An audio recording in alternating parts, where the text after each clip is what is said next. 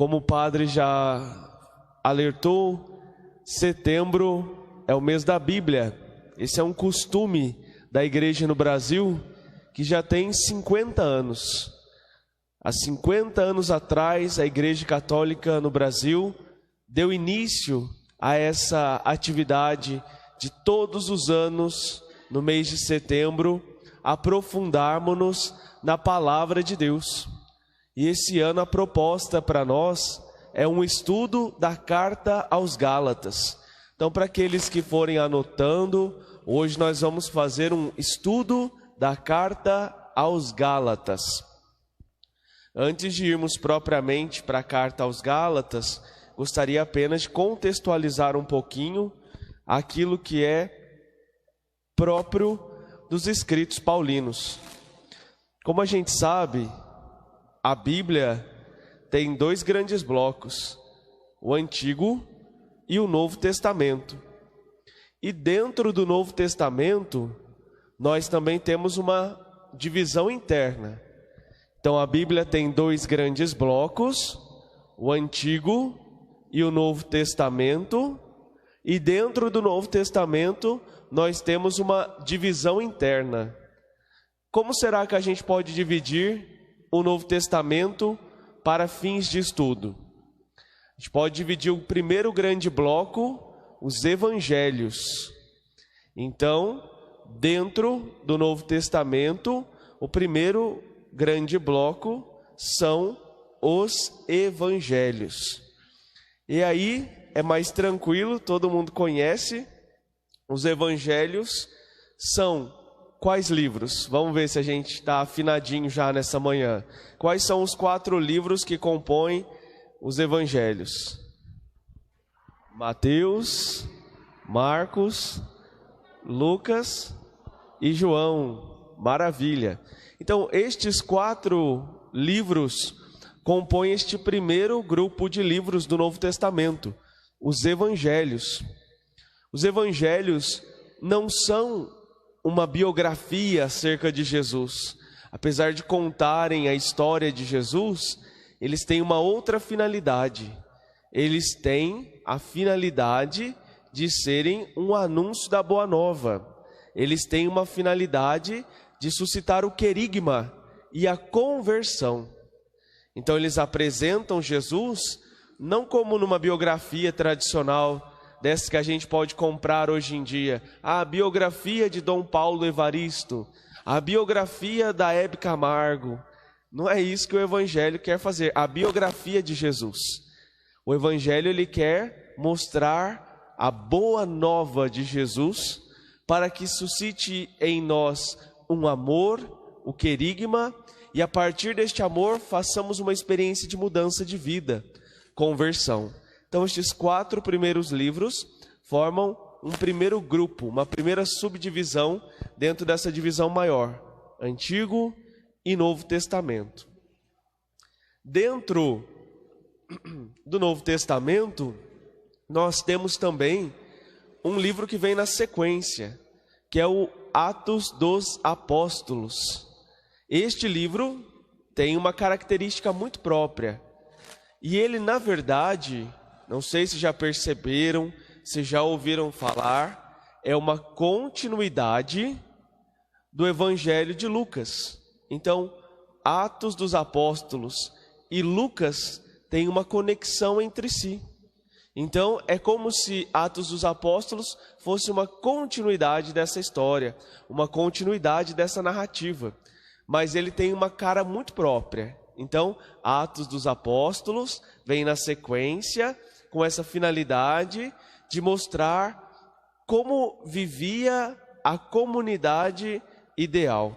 Como vivia a comunidade ideal. E aí, se a gente vai lá em Atos dos Apóstolos, a gente vai ver várias descrições. A comunidade ideal era a comunidade que rezava, que partilhava, era a comunidade que ajudava os mais pobres. Então, olhando para os Atos dos Apóstolos, a gente tem um modelo de comunidade para trazer para os nossos dias. Na sequência desta subdivisão, nós temos os escritos paulinos. Então, retomando aí, grande divisão, Antigo e Novo Testamento. Subdivisão: Evangelhos, Atos dos Apóstolos, Cartas Paulinas. Então aqui nós temos já o terceiro grupo dentro desta subdivisão, que são as Cartas Paulinas, que também são muito conhecidas por todos nós, porque elas estão presentes nas leituras da Santa Missa, porque elas estão presentes muitas vezes na nossa oração pessoal, porque elas estão presentes nas pregações, nos grupos de oração, nas reuniões de pastoral, enfim, são textos mais conhecidos também.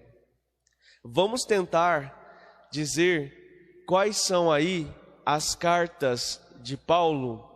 Vamos tentar lembrar todas. Vai ser um exercício agora. Vamos dizendo? Diga aí o nome de uma das cartas de São Paulo. Filipenses, Tessalonicenses, Colossenses, Gálatas, Romanos, Carta aos Coríntios. Bom, até aqui eu contei nos dedos 6, mas tem mais do que isso. Então agora eu vou dizer para vocês o conjunto completo. Se vocês quiserem abreviar aí, quem estiver anotando, a primeira das cartas de São Paulo é a carta aos Romanos, RM, carta aos Romanos. Então, Evangelhos, Atos dos Apóstolos, Romanos. Na sequência da carta aos Romanos, nós temos a carta aos Coríntios, CR.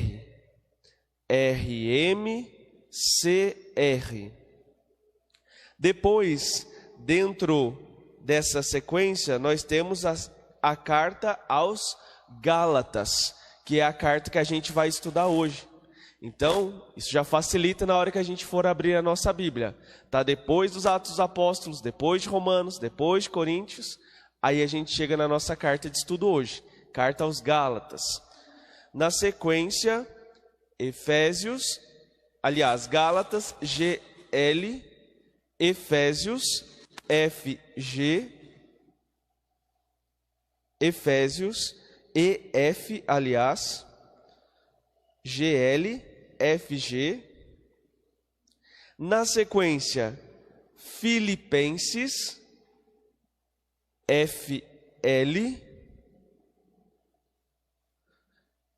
Na sequência, Colossenses, CL. Na sequência, Tessalonicenses, TS. Agora, qual é a carta que a gente está ouvindo por esses dias na leitura da Bíblia durante a Santa Missa? Primeira leitura da... Quem está ouvindo bem aí a Santa Missa? Quem foi na missa durante a semana? Qual é a carta que a gente está escutando? Timóteo, muito bem. Então, na sequência, Timóteo, TM. Timóteo. E essa daqui que a gente quase não ouve falar, Tito, TT, Tito, TT.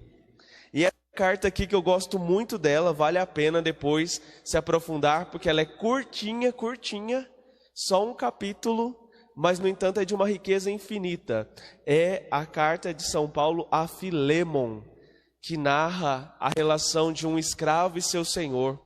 Então é muito bonita o pedido, a intervenção que Paulo faz para que o escravo já não seja mais tratado de maneira humilhante, mas seja tratado como um irmão em Cristo.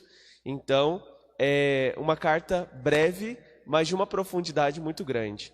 Então, nós temos aqui 1, 2, 3, 4, 5, 6, 7, 8, 9, 10, 11, 12, 13 cartas de São Paulo, certo? Por que 13? Se a gente olhar aí, não totaliza 13, mas é porque algumas delas são dirigidas 2 vezes a algumas comunidades. Por exemplo, carta aos Coríntios, tem a primeira e a segunda, certo? Então, hoje a gente vai aprofundar só esse, né? Cartas Paulinas e mais especificamente, carta aos Gálatas. Mas já vamos anotar isso. O conjunto das cartas paulinas é composto por 13 escritos dirigidos às comunidades. 13 escritos dirigidos às comunidades. Então imaginemos, irmãos e irmãs, que Paulo, na verdade, não ficava inventando moda. Não era porque ele não tinha o que fazer que ele ia lá e escrevia algumas coisas bonitas. Na verdade, Paulo cultivava um grande amor pelas comunidades por onde ele passou. Então imaginemos que Paulo fosse daqui da cidade de Cruzeiro. E aí ele tinha um problema para resolver numa paróquia e naquele tempo ele precisava mandar uma carta. Ele não ia mandar uma carta para a paróquia porque não tinha o que fazer. Ele ia mandar porque ele precisava resolver um problema. Olha, irmãos, eu estou sabendo que aí, na hora da Eucaristia, vocês estão divididos. Que vocês que são mais ricos vão na frente, comem tudo e deixam sobras ou quase nada para os mais pobres. Isso é um problema. Carta aos Coríntios. Então ele exorta, comunidade não pode ser dividida. Por exemplo, estamos escutando por esses dias a carta a Timóteo. Olha, Timóteo, a raiz de todos os problemas é o dinheiro. Se você está se deixando levar, ou se tem gente na comunidade que se deixa levar pela ganância, saiba que isso leva à ruína. Não é que ele estava lá à toa e falou assim, vou meter o bedelho na comunidade. Não, é porque ele ama a comunidade que ele exorta. É porque ele ama a comunidade que ele escreve. É porque ele ama a comunidade que ele se sente no direito de dizer, por aqui vai dar certo, por aqui não vai dar certo.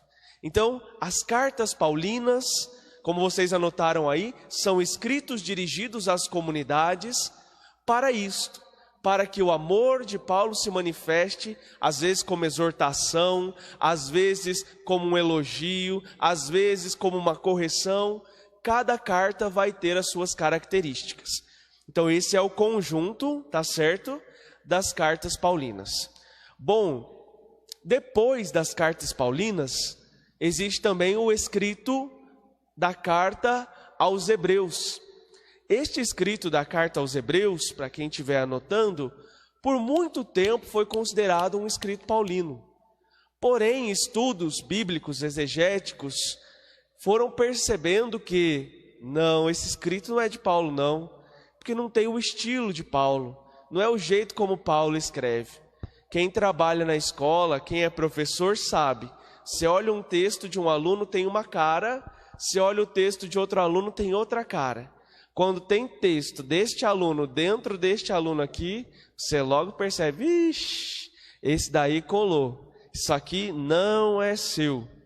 Então, a gente consegue perceber diferenças textuais. De modo que assim, opa, isso aqui tem a ver, isso aqui não tem a ver. Tem gente que escreve assim, nós vamos à igreja. Tá certo. Tem gente que escreve assim, a gente vai à igreja. Também está certo. São frases similares, mas um tem o costume de dizer, nós vamos à craseado igreja. Opa, esse aí conhece bem. E o outro diz assim, a gente vai na igreja. Tem diferença. E aí pegando a carta aos Hebreus, comparando aos escritos paulinos, tem uma diferença. Então a carta aos Hebreus, apesar de por muito tempo ser considerada escrito paulino, não é. É uma carta própria. Se vocês estiverem anotando e tiverem interesse, na verdade, ela é mais parecida com um sermão, no qual se reforçam algumas ideias do judaísmo reformuladas na perspectiva do cristianismo. Então, por que carta aos Hebreus? Porque ainda existiam muitos irmãos que estavam ligados aos costumes. E aí a gente precisa agora ressignificar esses costumes. Por exemplo, a ideia de sacrifício, a ideia de sacerdócio. Como é que a gente vai reformular, reinterpretar isso? À luz de Jesus Cristo. Bom, depois dos escritos paulinos, desta carta aos Hebreus, que tem essa singularidade, assim como Atos dos Apóstolos tem uma singularidade, nós temos um outro conjunto, que é o conjunto das cartas católicas. Então, próximo bloco aí, conjunto das cartas católicas. Compõem estes escritos das cartas católicas Tiago, Pedro, João e Judas. Então, compõem os escritos das cartas católicas Tiago, Pedro, João e Judas. Vocês sabiam que Judas escreveu uma carta? Mas não é aquele Judas não, viu, gente? É um outro Judas. Então, são estes 4 nomes que compõem este conjunto. E aí, terminamos os escritos do Novo Testamento? Tudo certo? Fechamos? Tá faltando o quê? Apocalipse. Então, só para fechar, também é um escrito muito próprio. Apocalipse, que é o nome do livro, significa revelação. Mas Apocalipse também é um gênero literário. Assim como Evangelho é um gênero literário, também Apocalipse é um gênero literário. Daria para a gente fazer um estudo do livro de Apocalipse com profundidade e gastar muito tempo nisso, porque em geral a gente lê o livro de Apocalipse de uma maneira, por vezes, até fantasiosa. Mas quando a gente vai ao livro em si, entendendo o gênero, a gente vai ver que, na verdade, naquele escrito tem muita coisa concreta que, na verdade, foi dita de maneira simbólica. E aí, tentando desvendar esses simbolismos, a gente vai entendendo tanta coisa. Então, é um livro de uma riqueza extraordinária. Então, nós temos aí, para fechar de verdade agora, no Novo Testamento, o grupo de subdivisão Evangelhos, Atos dos Apóstolos, Cartas Paulinas, Carta aos Hebreus, Cartas Católicas e Apocalipse, certo? Então é uma subdivisão dentro dos escritos do Novo Testamento. Nós nos propomos hoje a focar nas cartas paulinas, escritos dirigidos às comunidades. E mais especificamente hoje vamos olhar para uma comunidade, que é a comunidade da Galácia, a qual Paulo escreve a carta aos Gálatas. Bom, até aqui está tranquilo? O ritmo está tranquilo? Então vamos fechar os nossos olhos para a gente pedir que o Espírito Santo nos ilumine nesse estudo da Bíblia. A gente fez essa introdução, mas agora também a gente vai pedir que seja o Espírito Santo a nos conduzir, a nos dar a sabedoria, para que, mais do que coisas nossas, da nossa cabeça, seja aquilo que Deus também nos quer falar ao coração. Um estudo bíblico nunca é desprovido da fé. O estudo bíblico, ele, ao contrário, nos ilumina e pressupõe a fé. Então vamos cantar um canto ao Espírito Santo?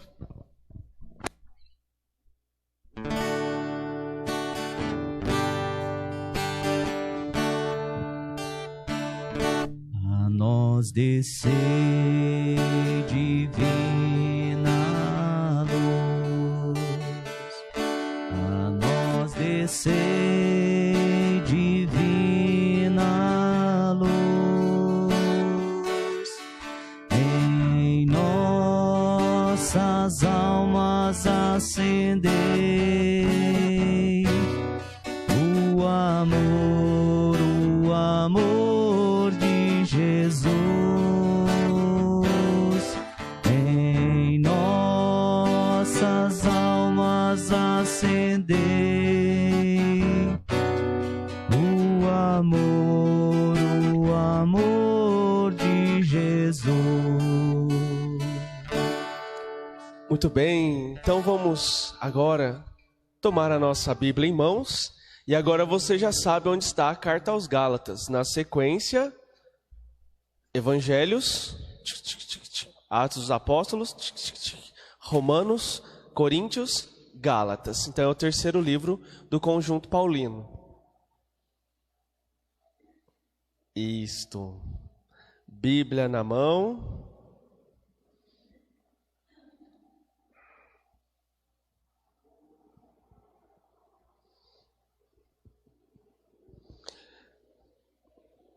Quem pode ler para a gente esta introdução que o próprio Paulo faz ao saudar a comunidade dos Gálatas? Vamos ler aí, quem puder, por gentileza. Primeiro capítulo, versículo de 1 a 5. Quem pode ler para nós?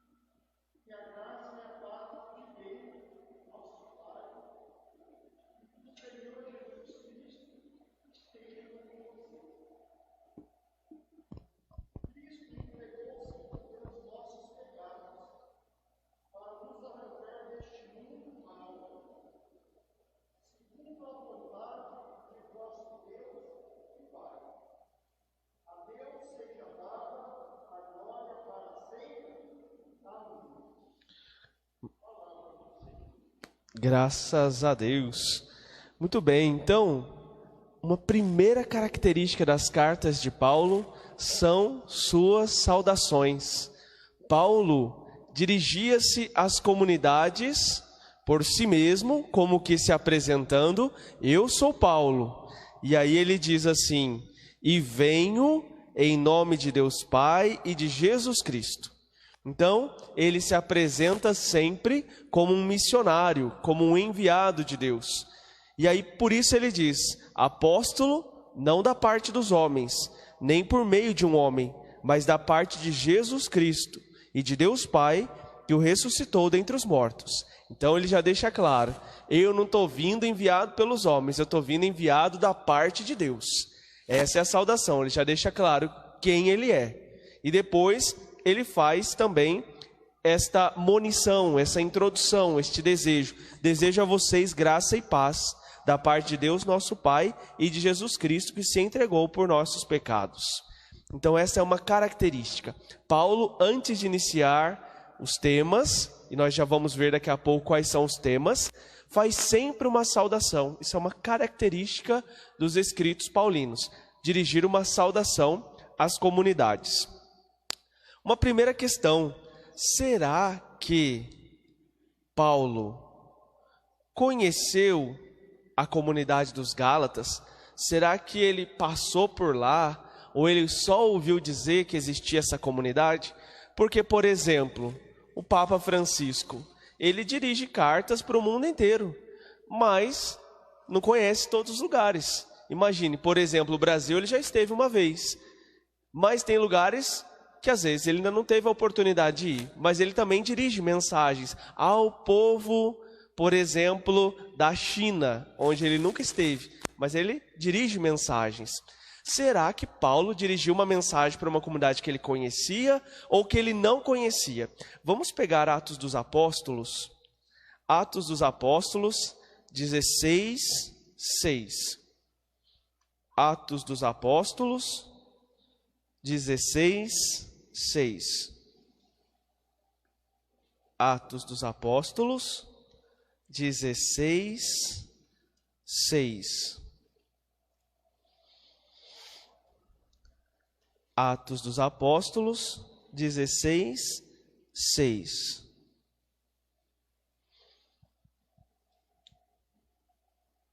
Atos dos Apóstolos 16, 6. Já acharam? Então, Atos dos Apóstolos 16, 6 diz assim: e Paulo e Timóteo atravessaram a Frígia e a região da Galácia, uma vez que o Espírito Santo os tinha impelido a anunciar a palavra de Deus na Ásia. Então, primeiro ponto importante, Paulo conhecia muito bem aquela comunidade. Ele passou por lá juntamente com seu companheiro de missão. E não só uma vez, passou 2 vezes. Vamos um pouquinho mais adiante, Atos dos Apóstolos 18, 23. Atos dos Apóstolos 18, 23. Atos dos Apóstolos 18, 23. Atos dos Apóstolos 18, 23.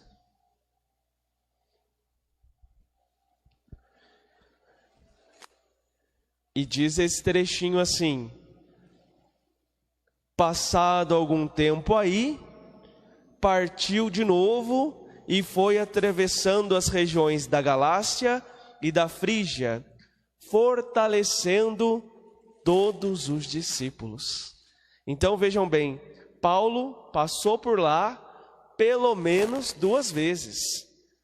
Paulo então conhecia bem aquela comunidade. Não era uma comunidade que ele ouviu falar. Eu ouvi falar que tem uma comunidade de cristãos lá na Galácia. Não, ele passou na primeira viagem, passou na segunda viagem. Então ele conhecia bem a Galácia, ele conhecia bem os cristãos daquela comunidade. E é por isso então que ele vai dirigir uma carta muito afetuosa à comunidade dos Gálatas, porque ele os conhecia muito bem. Então, esta carta foi escrita no ano 53 a 57. A carta foi escrita nos anos 53 a 57, provavelmente. Foi um escrito que teve como eixo 2 temas. 2 temas estão ali no coração dessa carta de Paulo. Por acaso alguém sabe ou quer chutar? Quem já tenha talvez lido e tenha presente? Sabe, às vezes a gente decora uns versículos, da Bíblia. Talvez alguém tenha decorado algum versículo assim da carta aos Gálatas.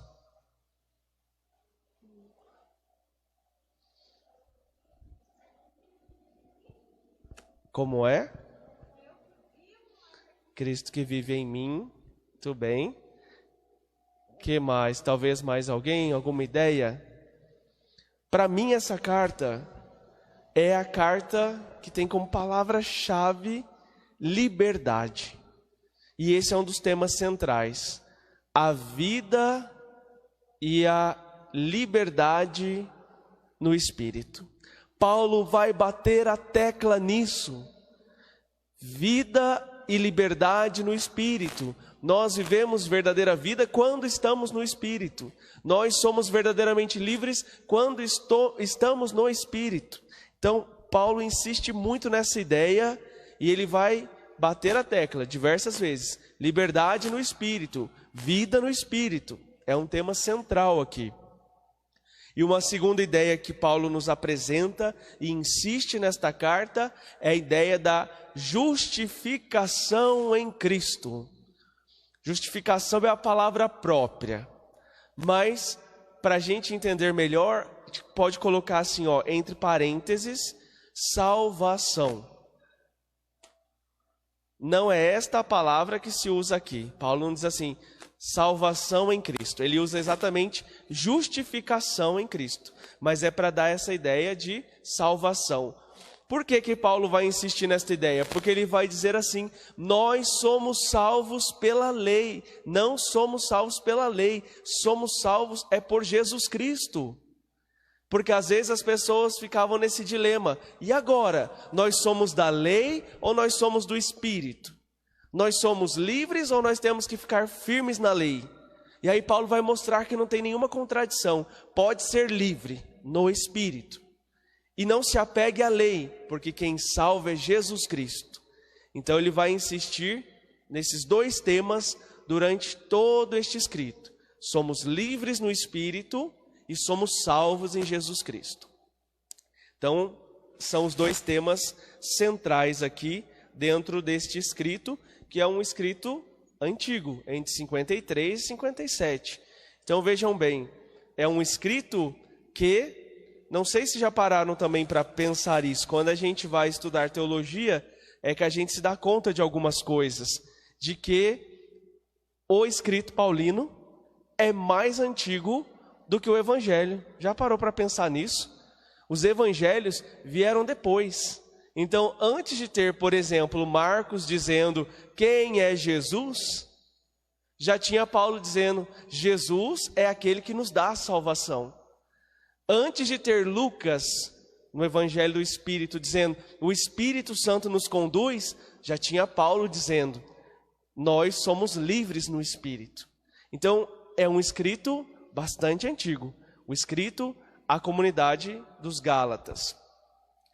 Para a gente situar um pouquinho também, quem estiver anotando, contexto, 2 pontos. É sempre interessante a gente olhar o contexto. Porque, por exemplo, quando eu vou dirigir a palavra a uma comunidade, eu falo de um jeito. Quando eu vou dirigir a outra comunidade, eu falo de outro jeito. Por exemplo, eu trabalho lá em Lorena, na paróquia Nossa Senhora Aparecida de Santo Expedito, onde grande parte da sua extensão territorial, paroquial, é rural.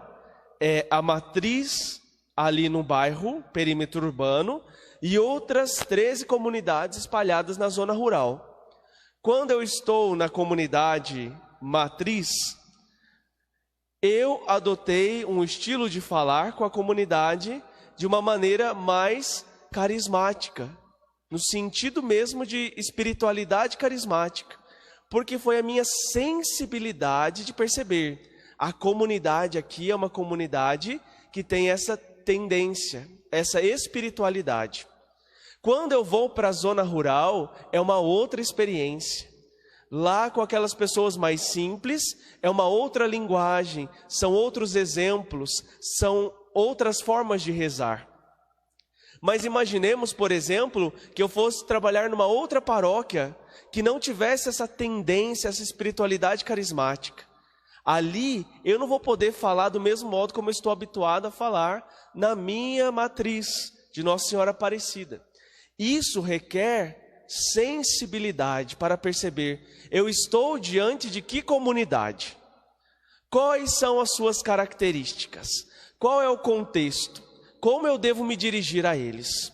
Então, essa sensibilidade é fundamental. E Paulo, tendo esta sensibilidade, olha para aquela comunidade e tenta entender o contexto. 3 elementos do contexto da comunidade dos Gálatas. Era uma região rica em torno da atual Turquia. Era uma região rica em torno daquela que hoje é a região da Turquia, certo? Então era uma região de muito comércio, era uma região de muito interesse político, porque fazia conexão ali entre territórios importantes. Então a Galácia não era uma região pobre, era uma região de muita riqueza, de muito comércio, de muito interesse político. Primeiro contexto aí. Segundo contexto é de que era parte do Império Romano e abrangia diversas populações. Era parte do Império Romano e abrangia diversas populações. Então, na cidade da Galácia, é, para a gente entender, um contexto mais próximo, por exemplo, da cidade de São Paulo. Se a gente aqui, na cidade de Cruzeiro, por exemplo, recebe pessoas de fora com algum fluxo, é um fluxo pequeno e logo a gente está sabendo. Por exemplo, aqui na nossa comunidade, pode ser que chegou alguém aqui no bairro que veio lá do Paraná. Daqui a pouco, na medida em que vai se situando dentro da comunidade, a gente sabe, é aquela família que veio lá do Paraná. Logo a gente capta e está sabendo, porque é um entre muitos. Então, é um caso entre muitos de nós aqui, e aí a gente logo está sabendo disso. no nosso contexto. Mas imaginemos, por exemplo, em São Paulo. O fluxo migratório é imenso. Sempre tem gente chegando do norte, do sul, gente até de outros países. Então, o costume em São Paulo é ser uma cidade misturada. Diferente de nós interioranos, onde nós somos geralmente nós mesmos aqui. E é difícil quem chega de fora e logo a gente fica sabendo. Então, neste contexto, a comunidade dos Gálatas era como uma grande metrópole. Vinha gente de tudo que era lugar para morar na região da Galácia, porque sabia qual é o primeiro ponto aí do contexto. Por que eles iam para a Galácia? Primeiro ponto aí do contexto.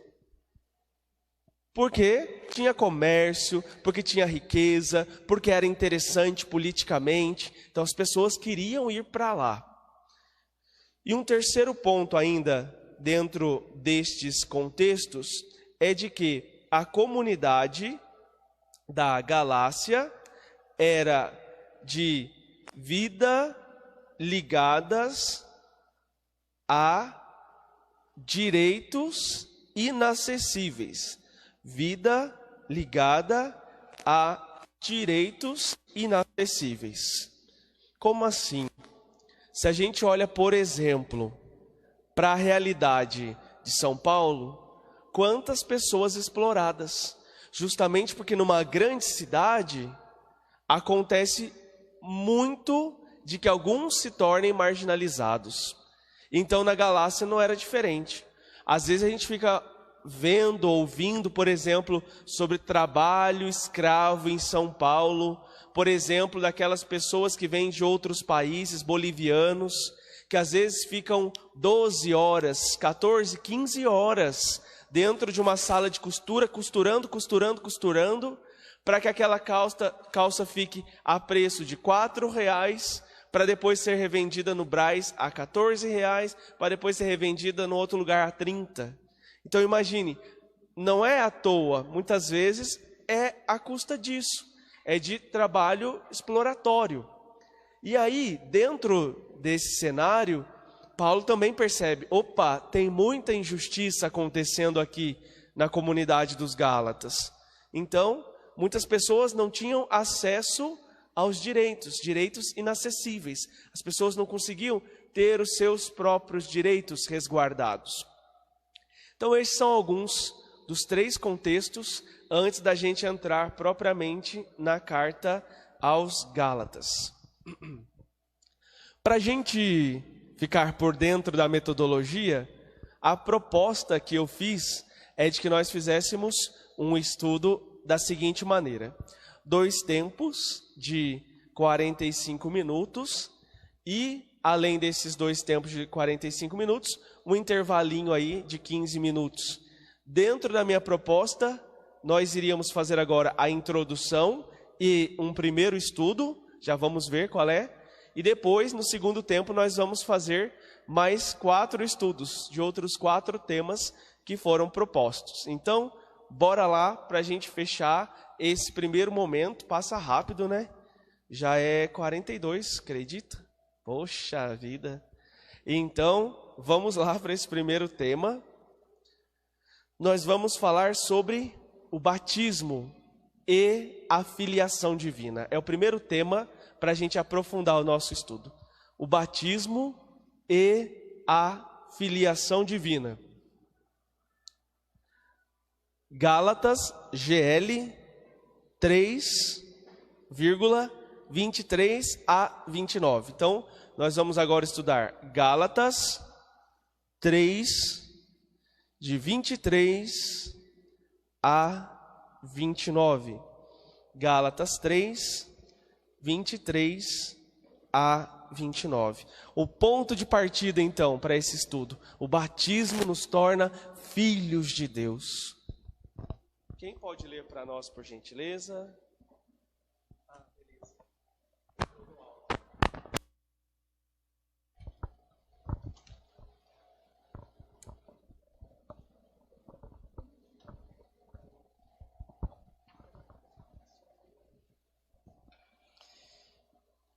Antes que viesse a fé, estávamos encerrados sob a vigilância de uma lei, esperando a revelação da fé. Assim, a lei se nos tornou pedagogo encarregado de levar-nos a Cristo, para sermos justificados pela fé. Mas, depois que veio a fé, já não dependemos de pedagogo, porque todos sois filhos de Deus pela fé em Jesus Cristo. Todos vós que fostes batizados em Cristo, vos revestistes de Cristo. Já não há judeu nem grego, nem escravo nem livre, nem homem nem mulher, pois todos vós sois um em Cristo Jesus. Ora, se sois de Cristo, então sois verdadeiramente a descendência de Abraão, herdeiros segundo a promessa. Maravilha, obrigado, Clodoaldo. Pessoal, vamos por partes então, né? Primeiro, ele vai fazer uma introdução sobre a lei, e depois ele vai passar da lei à fé, e depois ele chega às consequências. Então, quem quiser pegar esse esquema aí, eu gosto bastante de esquemas, acho que isso nos ajuda a memorizar. Então, o esquema é este: da lei à fé, da fé às consequências, certo? Então, da lei à fé, da fé às consequências. Da lei à fé, da fé às consequências. Por partes então, né? Antes que chegasse a fé, a lei nos guardava como prisioneiros, até que a fé fosse revelada. Então, 2 pontos aqui importantes, né? Primeiro, Paulo não descarta a lei, dizendo assim: a lei não serve, a lei não presta, a lei não é boa. Ela tinha uma finalidade, mas ele diz assim: a lei nos guardava como prisioneiros, até que a fé fosse revelada. Então, até aqui, ela cumpriu o papel dela, ela nos guardava. Mas, ao mesmo tempo que nos guardava e nos preparava, ela nos tornou escravos. A lei que foi dada para tornar livres, acabou por aprisionar. Curioso isso, né? A lei foi dada por Deus a Moisés para que eles fossem livres. Então, Deus diz assim: não adorarás outros deuses, para que sejam livres. Cada vez que vocês colocam deuses em meu lugar, vocês se tornam escravos. Cada vez que vocês colocam pessoas no meu lugar, vocês se tornam escravos. Cada vez que vocês colocam coisas, interesses no meu lugar, vocês se tornam escravos. Então, sigam os mandamentos e vocês serão livres. Então, não roubar vai te fazer livre, não matar vai te fazer livre, não adorar falsos deuses vai te deixar livre. Tudo isso é verdade. De fato, os mandamentos, a lei nos torna livres. Mas acontece que em determinado momento, a lei também serviu para aprisionar, dizendo assim: olha aqui, gente, aquele homem lá, ladrão, vamos tacar pedra nele, taca pedra, ladrão, ladrão. Aquela mulher lá, isso, vamos condená-la, vamos acabar com ela. E o que aconteceu? A lei se colocou acima das pessoas. Então já não se olhava para a pessoa, já não se olhava para o contexto, mas dizia assim: a lei e pronto, acabou. A lei e pronto, acabou. Então a lei, ao invés de se tornar liberdade, se tornou fardo. A lei, ao invés de fazer com que as pessoas fossem livres, foi se tornando um peso na vida das pessoas. E aí é por isso que Paulo vai dizer assim: a lei foi dada para nos guardar, mas em determinado momento ela começou a nos pesar, porque do jeito que a coisa foi caminhando, começou a pesar. E aí ele continua assim: de modo que a lei se tornou nosso pedagogo em direção a Cristo, para que fôssemos justificados Pela fé. Então vejam mais uma vez qual era o papel da lei: ser um pedagogo, alguém que acompanha. Pedagogos quer dizer isso, alguém que vai junto, alguém que acompanha. Quando a gente fala de pedagogia, a gente associa as crianças, né? Então, é como alguém que dá a mão para uma criança e vai junto. Então, a lei ela tinha essa finalidade: dar a mão para nós, para que nós fôssemos juntos para Deus, para a fé, com a qual seríamos justificados. Mas, agora que veio a fé, já não estamos mais sob os cuidados do pedagogo. Agora que nós crescemos, agora que nós nos tornamos maduros, não tem mais por que permanecer com a lei, não tem mais por que permanecer com o pedagogo. É como uma criança, enquanto ela precisava da escolinha, ela estava na escolinha. Mas depois que cresce, não faz mais sentido estar na escolinha. Ela passa para a escola fundamental, para a escola do ensino médio, ela passa a viver de uma outra forma. Então Paulo está dizendo assim, para a comunidade dos Gálatas: está na hora de viver de uma outra forma. Voltar na lei é voltar a ser criança. Vocês caminhem para frente e não para trás. Por que será que ele está dizendo isso? Eis o X da questão. Por que será que ele está dizendo para uma comunidade: caminhem para frente, não caminhem para trás? Se vocês voltarem atrás, serão como crianças conduzidos por um pedagogo. É fácil, não é, ser conduzido pela lei e dizer assim: ai, porque a lei está pesada. Não, seja livre no espírito e faça o que tem que fazer. Isso é desafiador para todos nós. Ser livre no espírito é um desafio, é uma aventura. Mas Paulo está dizendo para a comunidade: vai adiante, seja livre, não volta atrás, não pega as muletas, não fica fixo no pedagogo. Ele foi importante, mas agora bola para frente. E aí, continuando, ele vai dizer assim: de fato, todos vocês são filhos de Deus por meio da fé em Jesus Cristo, pois todos vocês foram batizados em Cristo e se revestiram de Cristo. Então, aquele que é batizado é revestido de Cristo. É um outro Cristo no mundo, de tal modo que não dá mais para voltar atrás. Se eu estou revestido de Cristo, eu cheguei à plenitude, porque é isso que Paulo vai dizer, Gálatas 4:4, né? Chegada à plenitude dos tempos, nós já chegamos à plenitude, então para que voltar atrás? Vocês foram batizados, vocês são filhos de Deus, vocês estão revestidos de Cristo, não voltem atrás. E ainda prossegue: deste modo, não há judeu, nem grego, nem escravo, nem livre, não há homem, nem mulher, pois todos são um só em Cristo. E se todos são de Cristo, são descendência de Abraão, herdeiros conforme a promessa. Então vejam, voltando um pouquinho no nosso esquema, a lei ela tinha uma finalidade. A finalidade dela era guardar um povo para a plenitude dos tempos. A lei tinha uma finalidade pedagógica: preparar para a chegada de Jesus. Jesus chegou, a fé chegou. E a fé em Jesus Cristo nos faz filhos de Deus. Pelo batismo, a fé nos faz filhos de Deus.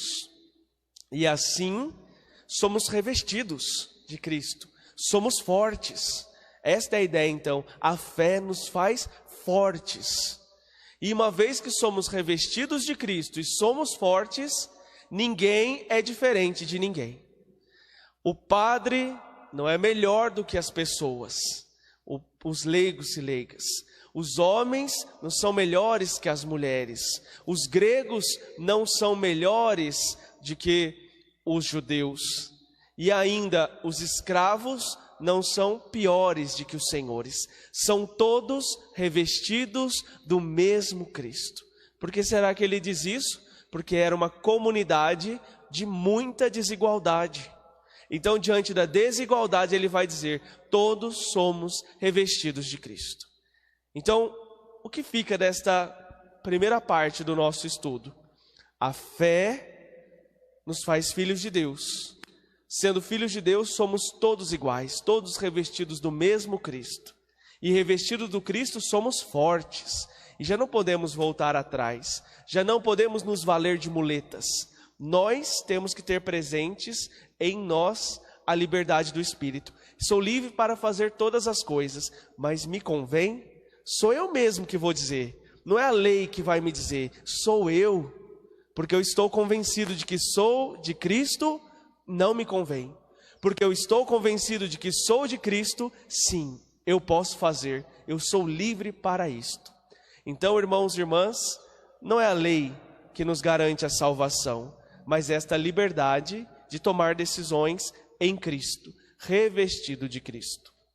Bom, Gálatas 1, de 11 a 24. Então a gente vai voltar um pouquinho.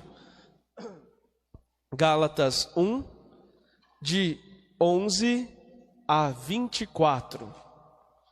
Gálatas 1, de 11 a 24. Diz assim: de fato, eu lhes faço saber, irmãos, o evangelho por mim anunciado não é algo segundo o homem, porque não foi de um homem que o recebi ou aprendi, mas por revelação de Jesus Cristo. Vocês já ouviram falar de como eu antes me comportava no judaísmo? De como perseguia com veemência a igreja de Deus e devastava? E também de como eu superava muitos compatriotas da minha idade no judaísmo, por causa do meu extremo zelo pelas tradições dos meus antepassados? Deus, porém, me separou desde quando eu estava no ventre de minha mãe e me chamou pela sua graça, quando Ele quis revelar em mim o seu Filho, para que eu anunciasse a boa notícia entre as nações. Imediatamente, em vez de consultar carne ou sangue, ou de subir a Jerusalém para encontrar os que eram apóstolos antes de mim, fui para a Arábia, e depois voltei a Damasco. Então, após 3 anos, subi a Jerusalém para visitar Cefas, e com ele permaneci 15 dias, e não vi nenhum dos apóstolos, a não ser Tiago, irmão do Senhor. A respeito dessas coisas que lhes escrevo, garanto diante de Deus que não estou mentindo. Depois disso, fui às regiões da Síria e da Cilícia. As igrejas da Judéia que estão em Cristo não me conheciam pessoalmente. Elas apenas ouviam dizer: aquele que antes nos perseguia, agora está anunciando a boa notícia da fé aos que antes devastava. É por minha causa davam glória a Deus. Muito bem, esse segundo tópico que nós vamos estudar, Gálatas 1, de 11 a 24, é na verdade um trecho que nós vamos chamar assim, quem quiser anotar, chamados à unidade. Chamados à unidade. Vejam bem, Paulo percebe que a comunidade dos Gálatas estava dividida. Dividida por quê? Questão de contexto. Numa cidade tão grande, vinha gente de tudo que era lugar para dar ensinamentos. E alguns ensinamentos, às vezes, se confundiam entre si. Então, Paulo já tinha anunciado Jesus e vieram os judaizantes, que também pregavam Jesus, mas em perspectiva judaizante, ou seja, para ser de Jesus, vocês precisam fazer a circuncisão. Para ser de Jesus, vocês precisam seguir a lei. Então eles ficavam insistindo em temas que Paulo não insistia. E aí, diante disso, Paulo vai dizer assim: olha, é o seguinte, eu estou deixando de lado toda essa coisa da lei, não é porque eu sou um preguiçoso. Eu estou deixando de lado toda essa coisa da lei, não é porque eu não guardava a lei.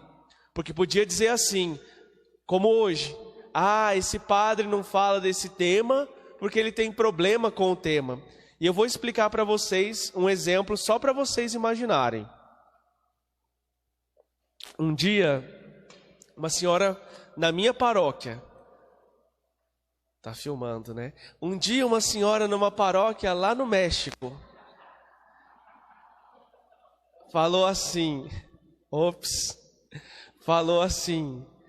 olha, padre, por que o senhor não prega, vou mudar a história, por que o senhor não prega contra a bebida alcoólica? E aí eu peguei e falei assim, como assim? O que a senhora gostaria que eu falasse sobre a bebida alcoólica? Aí ela falou assim, não, o senhor precisa ser mais profeta, o senhor precisa dizer que não pode ter bebida dentro de casa, que se a gente coloca a bebida dentro de casa, a gente está dando brecha para o inimigo. Ela trouxe para mim esta demanda que ela gostaria de ouvir. E a resposta que eu dei a ela foi, minha irmã, eu conheço os meus paroquianos, eu vou na casa dessas pessoas, e às vezes eu também tomo uma cerveja com eles.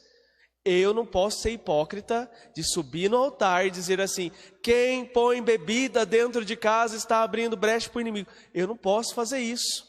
E não é porque eu tenha problema com cerveja, e não é porque eles tenham problemas com cerveja, é porque nós temos que ser livres no espírito para saber, e aí é o tema que nós estamos meditando, nós temos que ser livres para saber, eu como padre, convém eu tomar neste ambiente? Eu estou numa casa, numa família, a gente se quer bem, a gente se respeita. Convém que eu tome aqui? Tudo bem. Eu estou numa festa, tem um monte de gente me observando, gente que nem me conhece, não sabe quem eu sou, qual é o meu ministério. Mas aí eles vão dizer assim, tá vendo, o padre bebe e enche a cara.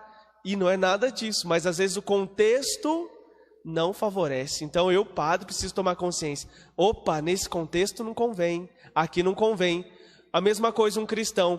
Na minha casa eu tive problemas. Um cristão exemplificando, pode ser assim. Diga assim, na minha casa meu pai tinha problemas com o alcoolismo. Então não convém.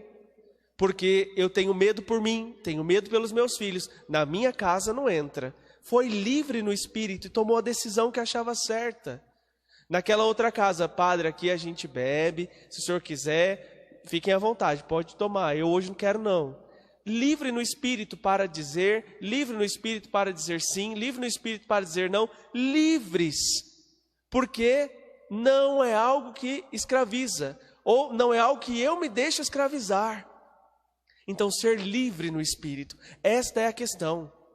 E aí Paulo está dizendo aqui, ó, eu tô falando aqui o negócio da lei para vocês, não é porque... eu não vivia a lei, eu vivia e muito bem vivido. E Paulo vai dizer assim, eu era reconhecido até mesmo porque eu era jovem, mas eu já vivia a lei. Eu vivia. Então ele tem autoridade para falar. Mas eu entendi que não é assim. Não é por causa das tradições dos antepassados. Paulo dizendo, né, no versículo de número 14. Mas, na verdade, vamos lá. Para o versículo 18, eu fui para Jerusalém para visitar Cefas, permaneci com eles, não vi nenhum dos apóstolos, mas a respeito dessas coisas que escrevo, garanto diante de Deus, não estou mentindo. Eu fui livre, eu fui diante dos apóstolos, eu me preparei e agora eu estou pronto para a missão, livre no Espírito. Então Paulo busca com isso o quê? A unidade. Ele não quer ficar encontrando pontos de divergência, mas ele quer encontrar pontos de comunhão. Então, olha, eu vivia assim, agora eu estou vivendo essa vida nova como um cristão. Nessa vida nova como um cristão, eu estou indo até os apóstolos, busquei estar em comunhão com eles. Diante de Deus eu não estou mentindo, é isso que eu abraço para mim. Então, diante destas coisas, busquei a comunhão. E o finalzinho aí da nossa meditação, aquele que antes nos perseguia, agora está anunciando a boa notícia. E por causa disso, eles davam glória a Deus. Paulo que antes perseguia, Paulo que antes descia a lenha, Paulo que antes criticava, agora está no meio de nós. Paulo que fez um encontro com Jesus, Paulo que foi até os apóstolos, Paulo que ficou cheio do Espírito Santo, está junto de nós. Então, por tudo isso, glória a Deus. As pessoas glorificavam a Deus pela vida de Paulo, que mudou, que deixou de ser perseguidor para viver em comunhão, que deixou de ser aquele homem da lei para ser um homem do Espírito. E ele diz isto diante de Deus, não estou mentindo. Então esse segundo tópico é para nos fazer pensar assim: vale a pena buscar a comunhão. Se a gente sabe de pessoas que têm problemas, têm dificuldades, às vezes dentro da casa deles não buscam a comunhão com a igreja, o que adianta a gente dizer assim, tá vendo? Não vão na igreja. De alguma maneira a gente tem que buscar pontos de comunhão. Este é o nosso desafio, buscar pontos de comunhão. Se eles não vão na igreja, o que a gente pode fazer? Vamos tentar marcar um terço lá naquela casa? Vamos tentar fazer uma visita naquela casa? De alguma maneira vamos envolvê-los, ao invés de perseguir, sentar a lenha, criticar. Então, esse é o segundo ponto. Terceiro ponto, Gálatas 4, de 1 a 7. Gálatas 4, de 1 a 7. Para quem estiver anotando, né? Nós vamos meditar agora sobre o cumprimento da promessa. Gálatas 4, de 1 a 7. Alguém pode ler para nós, por gentileza? Gálatas 4, de 1 a 7, o Silvio lá no fundo.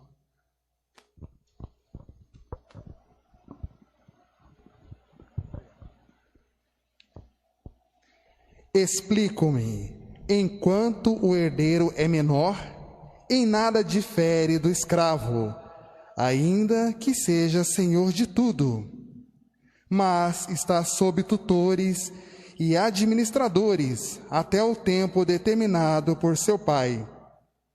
Assim também nós, quando menores, estávamos escravizados pelo rudimento do mundo. Mas, quando veio a plenitude dos tempos, Deus enviou seu Filho, que nasceu de uma mulher e nasceu submetido a uma lei, a fim de remir os que estavam sob a lei, para que recebêssemos a sua adoção. A prova de que sois filhos é que Deus enviou-nos aos vossos corações o Espírito de seu Filho, que clama, Abba, Pai. Portanto, já não és escravo, mas filho. E se és filho, então também herdeiro de Deus. Palavra do Senhor. Graças a Deus. Muito bem, então, neste ponto que nós acabamos de ouvir, que fala para nós sobre cumprimento das promessas de Deus, Paulo começa dizendo assim: durante o tempo em que o herdeiro é menor, é criança, ainda que seja o dono de tudo, ele em nada é diferente de um escravo. Então, o que ele está dizendo aqui? A comunidade dos Gálatas, quando vocês ficam nessa coisa da lei, vocês, mesmo que já sejam herdeiros de Jesus Cristo, porque ficam presos na lei, vocês vivem como escravos. Por quê? Por exemplo, o dono da casa tem seu filho que na menoridade não tinha direitos. A criança não tinha direitos. Então ela tinha o mesmo peso social que um escravo. Uma criança passaria a ter cidadania e direitos quando se tornasse um homem. Então, neste sentido, Paulo está dando uma puxada de orelha na comunidade, dizendo assim: quando vocês amadurecerem, vocês vão se tornar herdeiros. Enquanto vocês viverem como crianças, vocês serão escravos. É isso que Paulo está dizendo então para a comunidade, para começo de conversa. Quando vocês se comportam como crianças, vocês estão agindo na verdade como escravos. Vocês estão presos à lei, ainda não se libertaram. Mas quando vocês se tornarem maduros na fé, quando vocês se tornarem homens e mulheres adultos na fé, vocês serão livres. E aí quando vocês forem livres, serão verdadeiramente filhos de Deus, serão verdadeiramente herdeiros e não escravos. E depois ele ainda continua: até que chegue a data fixada pelo pai, o herdeiro permanece sujeito aos tutores e administradores. Assim também nós, quando éramos menores, estávamos na escravidão, debaixo dos elementos do mundo. Mas quando chegou a plenitude do tempo, Deus enviou o seu Filho, nascido de mulher, a fim de nos resgatar os que estavam na lei. Então, em Jesus Cristo é que nós nos tornamos maduros. Em Jesus Cristo, nós nos tornamos preparados para o combate. Em Jesus Cristo, a nossa fé se firma. Fora de Jesus Cristo, irmãos e irmãs, a gente não dá passos. Não é repetindo a lei que nos salva. Não é o muito que eu faço, cumprir isso, cumprir aquilo. Mas é a adesão a Jesus Cristo. Porque senão a gente perde a raiz, o cerne do negócio. Eu não faço o que faço porque a lei me obriga, por exemplo, ir à igreja aos domingos. A gente sabe que muitas pessoas vão à igreja aos domingos por obrigação. Mas não deveria ser isto. Está na lei, ir à igreja nos domingos e dias de festas. Mas, queira Deus entre nós, não seja assim. Eu não vou porque a lei me diz que eu tenho que ir. Eu vou porque eu estou convencido de que é uma oportunidade de um encontro com Cristo. Eu vou porque eu estou convencido de que a palavra me edifica. Eu vou porque eu estou convencido de que na Eucaristia eu sou fortalecido, sustentado. Então eu vou por Jesus, porque eu tive um encontro com o Senhor. Não é porque a lei me obriga. A lei veio depois. Primeiro veio o encontro com Cristo. Então, é isto que devemos ter presentes. É isso que Paulo está dizendo para a comunidade dos Gálatas. Gálatas, não sejam crianças. Não é a lei que salva, é Jesus. É por Jesus que nós fazemos todas as coisas. E depois conclui dizendo assim: e se for assim, se vocês buscarem Jesus por Jesus e não por causa da lei, então vocês não serão mais escravos, serão filhos e serão capazes de dizer: Deus, Tu és nosso Pai, porque o Espírito de Jesus habitará em vós. Interessante isto. Vocês vão dizer: Deus, Tu és nosso Pai. É uma relação familiar, é uma relação próxima. Tu és nosso Pai. Vocês vão dizer isso de verdade quando o Espírito de Jesus habitar em vocês. Então, o Espírito de Jesus habitar em nós é exatamente isso. Jesus não era um homem da lei. Jesus era um homem livre no Espírito. E por isso os homens da lei criticavam Jesus. Por isso tantos embates. Porque ele não fazia a lei pela lei. Ele fazia o que tinha que fazer porque ele teve um encontro. Porque ele estava junto do Pai.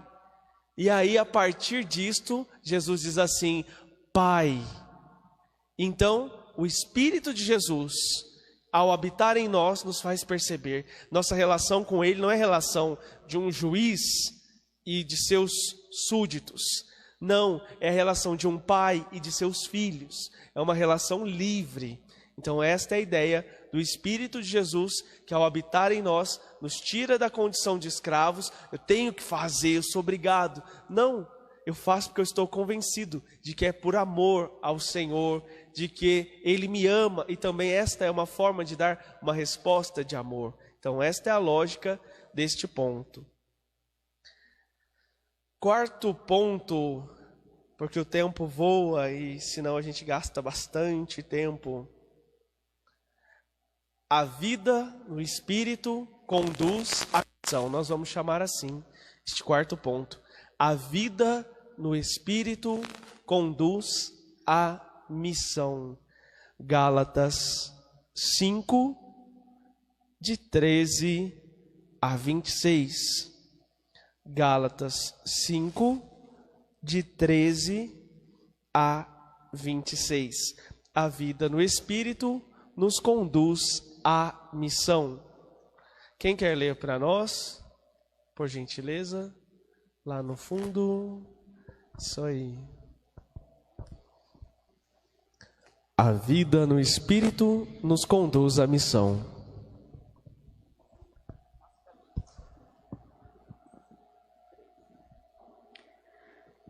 Nós, irmãos, fostes chamados à liberdade. Não abuseis, porém, da liberdade como pretexto para prazeres carnais. Pelo contrário, fazei-vos servos uns dos outros pela caridade, porque toda a lei se encerra num só preceito: amarás o teu próximo como a ti mesmo. Mas, se vos mordeis e vos devorais, vede que não acabeis por vos destruíres uns aos outros. Digo, pois, deixa-vos conduzir pelo Espírito, e não satisfareis os apetites da carne. Porque os desejos da carne se opõem aos espíritos, e este aos da carne, pois são contrários uns dos outros. É por isso que não fazeis o que querereis.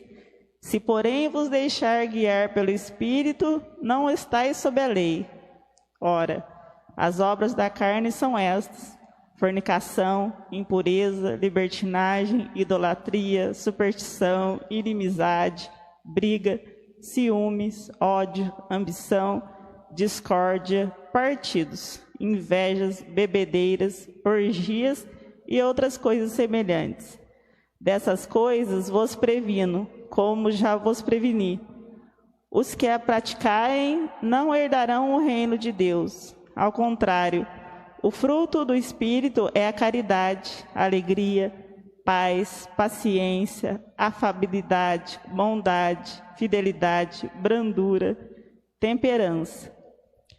Contra essas coisas não há lei, pois os que são de Jesus Cristo crucificaram a carne, com as paixões e concupiscências. Se vivemos pelo Espírito, andemos também de acordo com o Espírito. Não sejamos ávidos de vanglória, nada de provocações, nada de invejas entre nós. Muito bem. Então, neste quarto ponto, a vida no Espírito conduz à missão. É assim que nós estamos denominando este tópico. Dentro deste tópico, 3 ideias importantes, né? Primeira ideia importante, Paulo deixa claro assim: irmãos, vocês são chamados à liberdade, mas que a liberdade não sirva de pretexto para a carne. Então vamos voltar naquela história que eu estava contando, daquela senhora lá do México.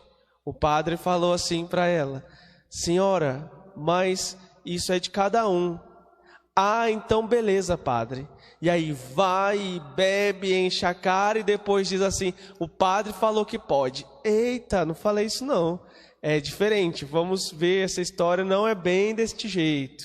Somos livres, mas precisamos, irmãos e irmãs, fazer valer o que Paulo está nos dizendo. Somos livres, mas que isso não sirva de pretexto para dizer assim: ah, eu sou livre, está tudo bem, eu sou livre e eu faço o que eu quiser. Calma, a liberdade em Cristo, ela também tem algumas balizas que a gente precisa compreender. Agora a gente vai então tentar entender quais são essas balizas para viver livre no Espírito e assim realizar bem a nossa missão.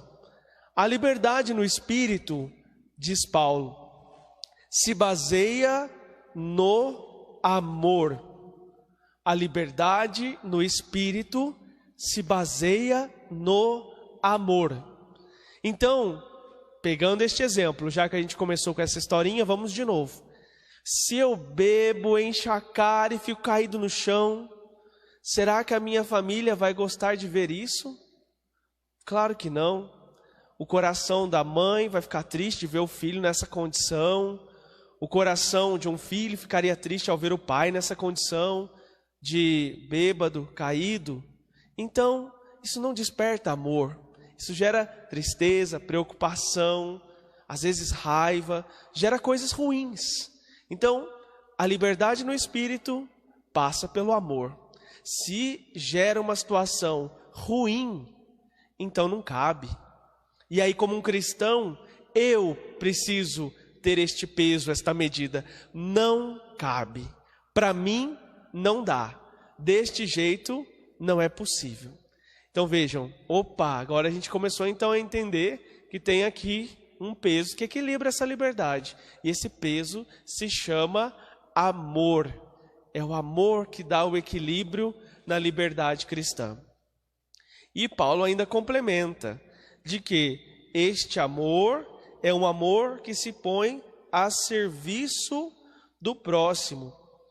De modo que, se não for assim, isso gera desordem, isto gera destruição.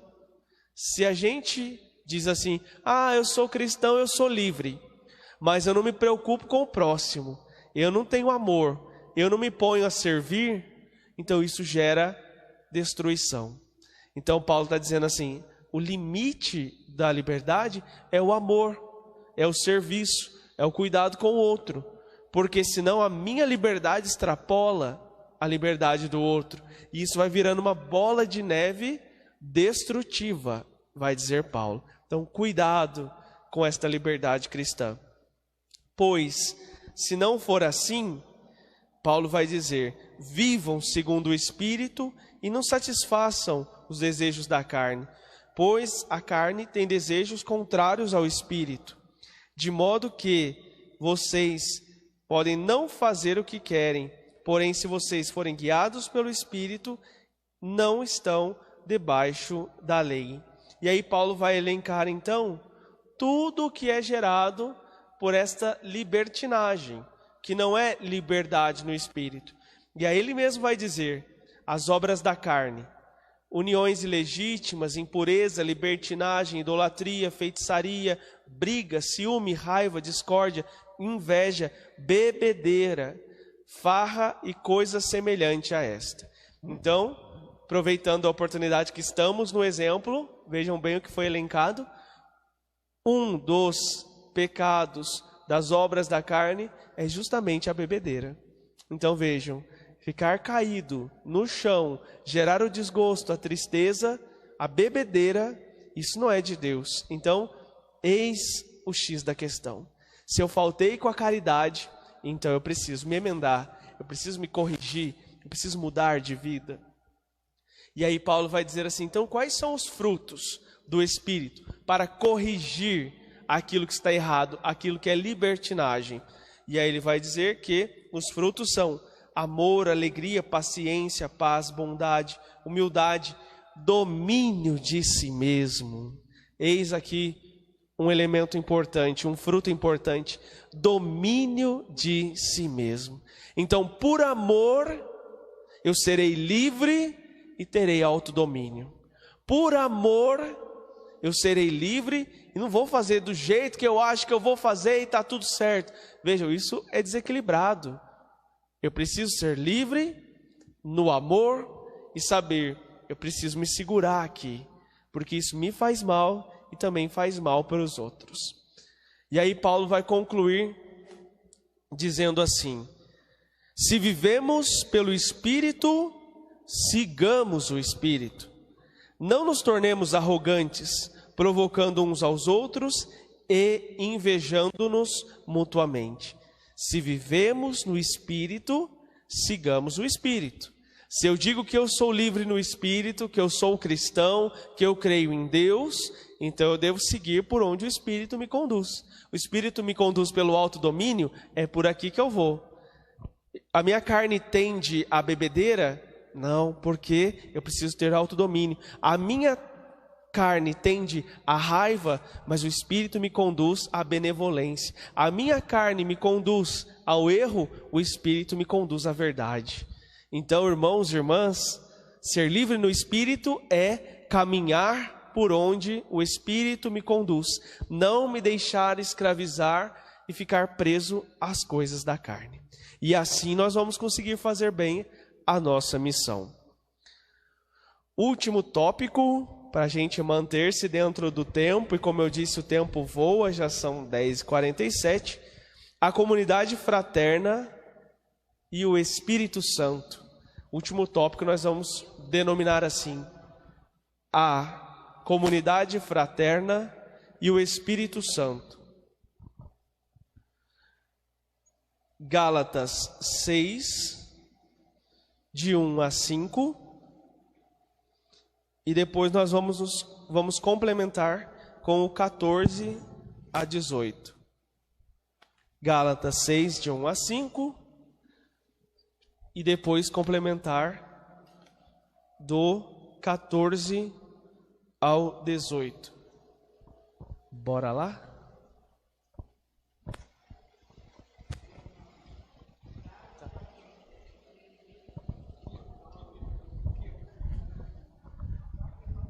Pode ser a primeira parte e depois a segunda parte.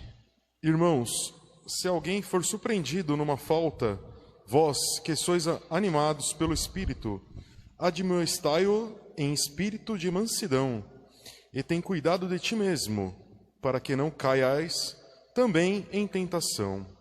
Ajudai-vos uns aos outros a carregar os vossos fardos, e deste modo cumprireis a lei de Cristo. Quem pensa ser alguma coisa, não sendo nada, engana-se a si mesmo. Cada um examine o seu procedimento, então poderá gloriar-se do que lhe pertence, e não do que pertence a outro, pois cada um deve carregar o seu próprio fardo. Muito bem. Segundo ponto, nós vamos então complementar com o 14 a 18. Sentado, né? Cadê?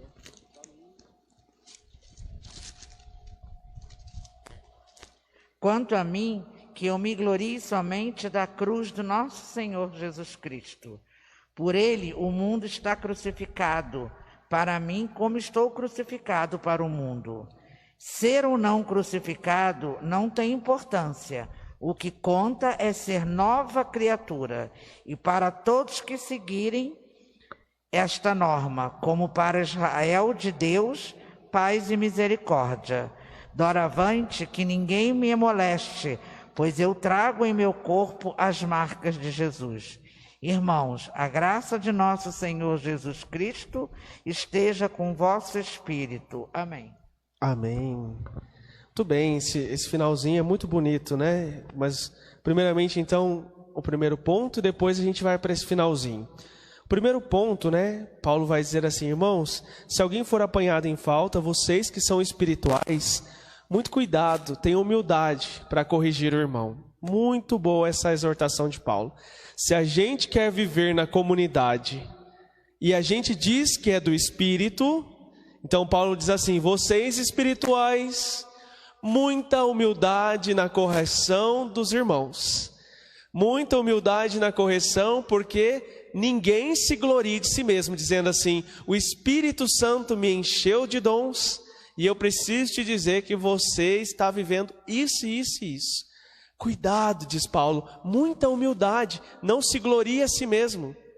Não fale de si para comparar-se. Olha a ideia que Paulo está dizendo. Não fale de si para comparar-se com os irmãos. E se você precisa dizer, corrigir, diga, mas diga com humildade.